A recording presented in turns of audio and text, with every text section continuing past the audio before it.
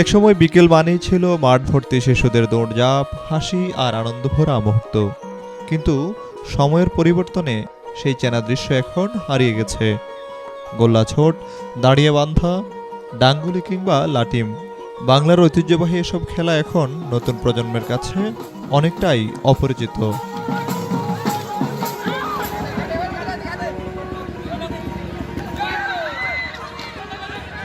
গ্রামের খোলা মাঠ, বিকেলের সোনালি আলো আর শিশুদের দৌড়ঝাঁপ, এই দৃশ্য একসময় ছিল গ্রাম বাংলার দৈনন্দিন বাস্তবতা। ৯০ দশকের শেষ ভাগে জন্ম নেয়া শিশুর কাছে গোল্লাচোট, ডাঙ্গুলি, কানামাছি কিংবা মার্বেল ছিল জীবনের অবিচ্ছেদ্য অংশ। কিন্তু সময়ের বিবর্তনে এসব খেলা এখন বিলুপ্তির পথে।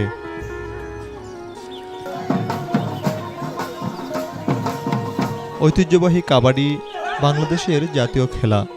ডাঙ্গুলি কাঠের দিয়ে সহজে খেলা যায়, কিন্তু উত্তেজনাপূর্ণ খেলা। গোল্লাছুট দলগত কৌশল আর ক্ষিপ্রগতির খেলা। অন্যদিকে কানামাছি ছড়ার মাধ্যমে আনন্দের মিশেল।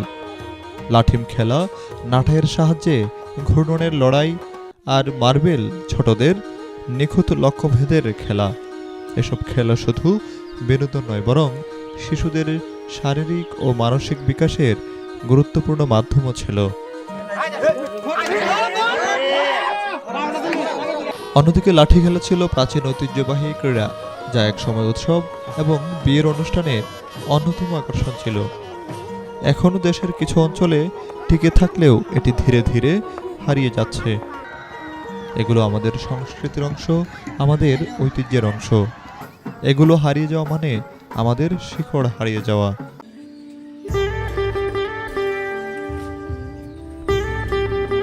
বিশেষজ্ঞদের মতে এই খেলাগুলো হারিয়ে যাওয়ার অন্যতম কয়েকটি প্রধান কারণ উঠে এসেছে।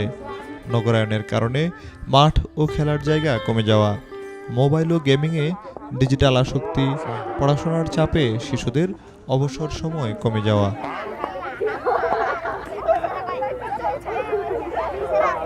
তবে চাইলে এখনও ফিরিয়ে আনা সম্ভব এই ঐতিহ্য। স্কুলে লোকজ খেলাধুলা অন্তর্ভুক্ত করা, গ্রাম ও শহরে সহযোগিতা আয়োজন, সাংস্কৃতিক উৎসব ও মেলার আয়োজন, গণমাধ্যমে প্রচার বাড়ানো, এসব উদ্যোগ নতুন করে নতুন প্রজন্মকে আবারও মাঠমুখী করতে পারে।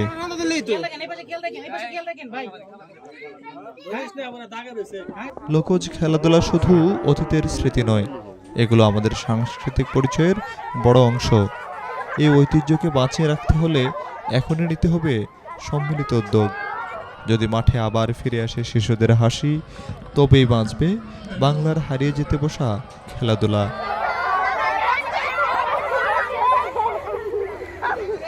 ডেস্ক রিপোর্ট, বিনিউজ 24।